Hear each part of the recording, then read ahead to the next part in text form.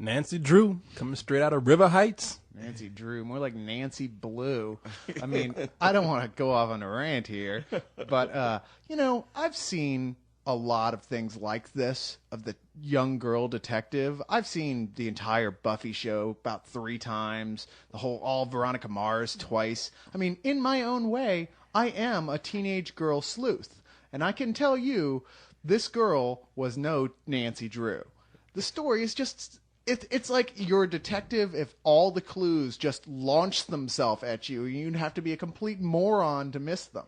Yeah, I kind of felt like the case Nancy Drew should have been working on was the case of the missing script, because or the missing pieces to the script, because it was really broken into pieces that really didn't seem to connect all that much, and like they would forget about some parts and then stick these non sequiturs in, then come back to it, and by the time they came back to it, you're like, wait, what was this about again? Who's just plain luck. It's like they all, the Nancy Drew mysteries all had like the silly it's like the case of the hand of God, because everything was like, gee, I don't know where we should go next. Hand of God comes down. A clue. Yeah. Well, the thing is, Nancy Drew was solving crimes in River Heights where didn't nothing go on there. Maybe a couple of, the worst it got was a couple of bumbling criminals, and, they were going to fuck themselves up anyway. So, they were going to bust themselves anyway. So, it wasn't that big deal. It wasn't that big of a deal. Now, the movie I want to see, because she leaves River Heights. I mean, that's the only part of the movie. Yeah, the very first 10 minutes. Yeah, and not that I read Nancy Drew books or anything, but, they all took place in her hometown. And then in this movie, she goes to L.A., so it's sort of a fish out of water comedy. What a shocker. I know. It's like they couldn't do anything with her hometown. They had to do something more, contrived. So this ain't the movie I want to see. Now, I wanted Nancy Drew to go around, and she moved to L.A., right? I want her to go to L.A. and start fucking around with real criminals and end up like getting hooked on heroin or something, or, because Nancy Drew be dead trying to solve crimes. Well, you got to admit that she comes to L.A. where you got, hard gangbangers and real, white-collar criminals, and she finds the most bumbling criminals in all of L.A. Yeah, she sounds like the guys from Home Alone to go up against. Yeah, see, that's the thing. Nancy Drew would have went there screwing around with some hardcore criminals, and she would have got turned out or something. She would have been a prostitute by the time this is over with. She would have got sold into white slavery, and she would have been on the corner selling ass in some leopard skin skirt. And here is where your fantasy kicks in. No, I'm just telling you, that's a life. So not so much Nancy Drew remake you were looking for as Avenging Angel, then. Yeah. Yeah, the dad should have been the hero of this movie. By the way, we're all Gilligan's Island fans here, right? I would say fan might be a strong word, but I've seen it. I was just going to say that. I'm like, fan is stretching it, but I am aware of the show. You love Gilligan's Island the way you a TV baby. Don't you even play? Yeah. He is aware there's an invention called television, and on this thing there are shows which are called crap. All right. Look, the point I'm trying to make is, did that dad not look like the professor off of Gilligan's Island? Yeah, I suppose he did look a little bit like Russell Johnson in his own way. I can see that. Yeah, what was the dad's name? Oh, Tate Donovan. Tate Donovan, who was dating Jennifer Aniston. Yeah. I mean, his big claim to fame was that he dated Jennifer Aniston right before she took off and got famous. Like right before she married Brad Pitt and just became a superstar, he dumped her. Now his ass is on Nancy Drew. I guarantee you, at every dinner party, it's like 15 minutes before he goes, I used to tap Jennifer Aniston. Oh, God, here we go again. Okay, well, anyway, here's hoping they do a remake, big screen version of Gilligan's Island, because he would be the professor. But, back to this point, Jennifer Aniston at dinner parties is going, I used to tap Brad Pitt. Oh, God, here we go again. Oh. Sorry, I had to take that right. full circle. Look, Nancy Drew, for me, we're talking all kind of crap about it and everything, and no, we're not going to like it because we're grown men, that's why, but I think little girls, if they see it, and I'm talking about little girls, 8, 9, 10. Yes, little bitty girls. Yeah, like I say, preteen, 8, 9, 10, and if they go see it, I think they'll have fun. I mean, just don't let them take this too far, though. Don't have their asses out there sleuthing, because they're gonna get hurt. It's all a shame, though, because the original Nancy Drew books, just like the Hardy Boys books, which were, strange enough, both written by the same woman, the Hardy Boys' name was a nom de plume.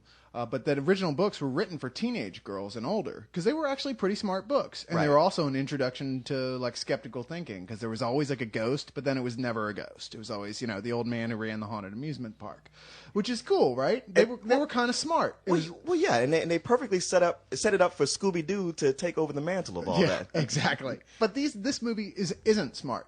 It's just dumb. And if you're thinking this is one of these ones that you bring your like slightly older teenage girl to, like 12 or 13 girl who's like, is bright, she's going to be bored. And it's not even really funny. The only jokes are stumble and fall jokes. It's like Veronica Mars with all the humor gone and sense. Yeah, it really does like set up jokes or gags that just kind of fall flat or go nowhere. The whole movie's flat. And, I know y'all gonna make fun of me, but that movie Aquamarine, I actually really like that movie. Oh yeah, what's the girl's name? Who plays Nancy Drew? It's Emma Roberts. She's Julia Roberts' niece. Say it again. It's Emma Roberts, and she's Julia Roberts' niece. And I'd only seen her before in Aquamarine.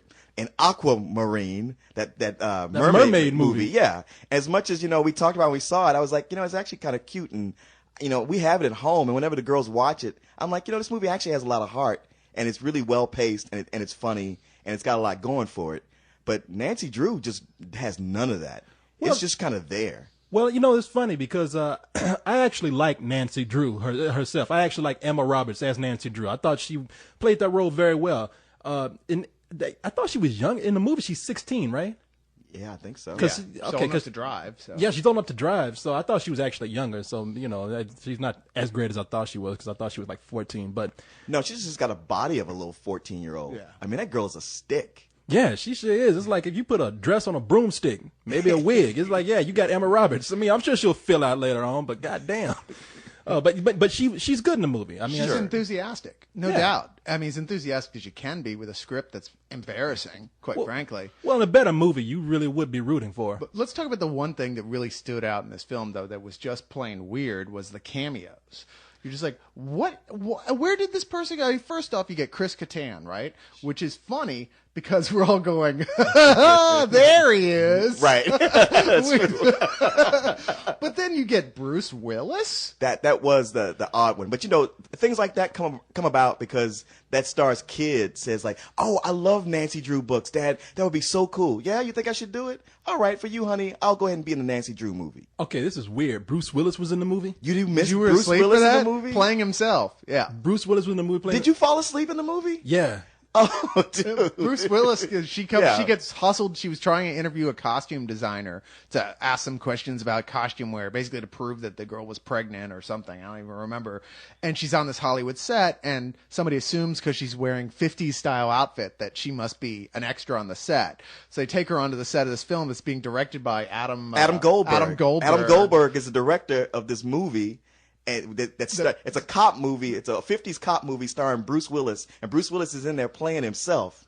And well, you know what? It's so funny you fell asleep on it because it has absolutely no bearing on the rest of the movie at all. It's a complete and utter like, hey, Bruce Willis said he really wants to do something in this movie, so you're gonna have to find a way to fit him in here.